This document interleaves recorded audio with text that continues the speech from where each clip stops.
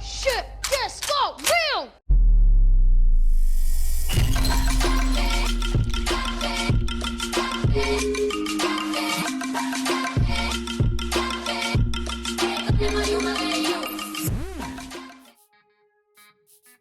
Swazdola, you attractive maggots. How the hell are ya? Now before we start, allow me to say that I probably identify as a filthy mag main. Maggie was my first Warframe and has been through a lot of ups and downs over the past 4 years. Some humans love her, others hate her. Well, even the haters are entitled to their own opinions. Even if those opinions are stupid. All jokes aside, Mag is in fact a very good Warframe with a wide range of capabilities. She can lock down an entire map, she can dominate against any faction, she can make the highest enemies look like scared little schoolgirls and much more. So in any case, Maggie is more than well equipped to pull her own weight. Mag's passive ability allows her to attract nearby loot upon bullet jumping.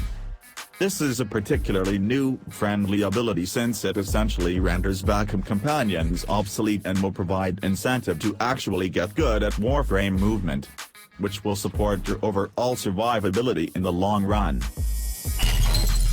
Now then, Mag's first ability is the Yeet Simulator. This pull ability is still highly underestimated. With this alone you can essentially negate all incoming frontal damage by yanking douchebags off of their feet. This will affect enemies in a cone shape in the direction of your aim. In addition, it will also affect everything within a 5-meter radius around Mag. So you will even affect enemies behind you if they are close enough.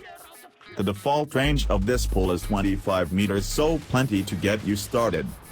Additionally, pull deals mainly magnetic damage, which will make it extra effective against the annoying Corpus units.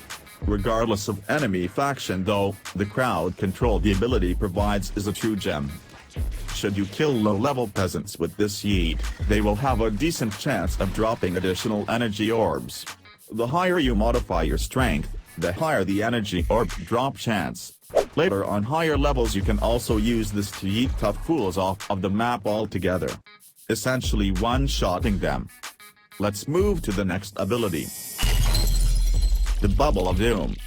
Now this ability has so much going for it that it deserves a separate video. So for the love of simplicity, I will refrain from all the details and only focus on what you need to know for now. First off, casting a bubble on some fool will attract any and all bullets and projectiles that touch the bubble and focus it on the inflicted target, including the bullets coming from the target itself. So tough enemies will murder themselves while you chill and have a cup of tea. If you decide to add your own shots into the bubble, then your direct damage to the target is doubled. Allow me to visualize this with the stupid Tigris Prime. Here is an attack with no bubble. And now one with the bubble active. The next thing that happens in the bubble is that it absorbs all incoming damage and deals 25% of that as damage over time to everything caught in the bubble. 2 ticks of damage occur every second. Now if you kill the initial target in the bubble, which you will in most cases, the bubble will collapse at the end of its duration and explode with blast damage. This explosion damage will also increase for each damage tick that affects an enemy. In short, you can load up the bubble with damage to deal more damage over time. And the odd explosion will load up based on the amount of damage per second, and number of seconds the bubble lasts. But like I said, I do not wish to overcomplicate things at this point. but I will make a separate video where I will debunk this bubble.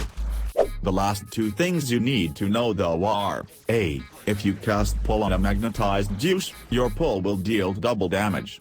B. Projectile weapons will always vastly outclass hit-scan weapons when it comes to Mag's bubble. I demonstrate this effect in this video in case you care to see. For now, let's move on. Polarize. This ability is again fairly straightforward but gets a little weird when it comes to different enemy factions. So upon cast, Maggie will emit a magnetic pulse that will expand outward for at a fixed speed for 5 seconds. This pulse will instantly restore Mag's lost shields and that of allies provided they come in contact with the pulse. So in a sense, Mag is a bit of a healer. When the pulse comes in contact with enemies that have shields as a damage resistance, the shield itself will take 400 damage and be reduced by 75% for 4 seconds. For armored units, like the Grineer, things are a bit different.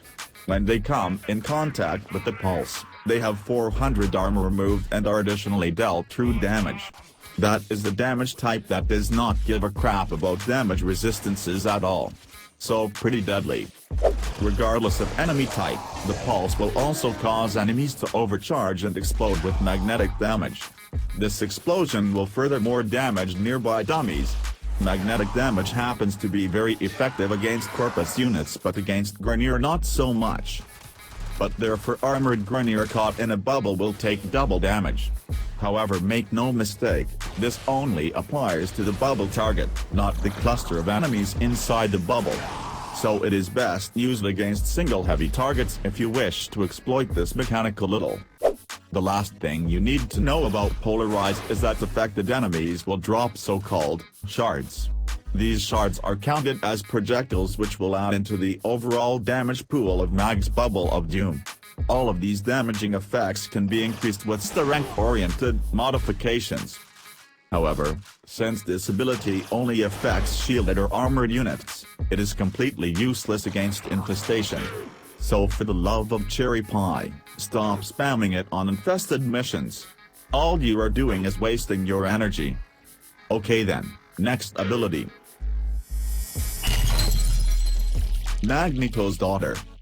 Mag goes full beast mode and lifts fools up in the air where she mangles their bodies and crushes their bones before dropping them to the floor like a hot potato. Yeah sure. Totally reasonable. Anyway, this ability deals its damage in 3 stages to achieve a total of 1500 magnetic damage. Naturally this will be most deadly against Corpus or Orokin units because magnetic slays them shields. However, it will still crowd control the shit out of everything else and cause a very bad day for those foolish enough to mess with you. If an enemy is caught in Mag's bubble when you cast Crush, that particular enemy will take an extra 1500 damage. A nice little side effect of this ability is the fact that it will replenish shields depending how many enemies are caught in the Crush. If there are more enemies than your shield capacity allows, you will be granted over shields. Therefore you can use this and all of Mag's abilities with insane diversity to fit your playstyle and make the most out of your strategical situation. All in all, Mag is a supporting boss killing horde killer. The more enemies and the higher level they are, the more Mag will destroy them. If you like an active and highly adaptive playstyle that will reward you for your efforts, then perhaps Maggie is the girl for you. So then, peasants, here is my Mag build you have been pestering me about for years. With this build, nothing can stop me really. I like the augment counter pulse quite a bit. It causes enemy guns to jam for 4 seconds. So basically God mode, since douchebags that cannot attack you also cannot kill you. Naturally you can tweak this build to your liking. Okay then, weasels. Y'all know what time it is. It's time to like and subscribe to this shitty channel, and fuck off.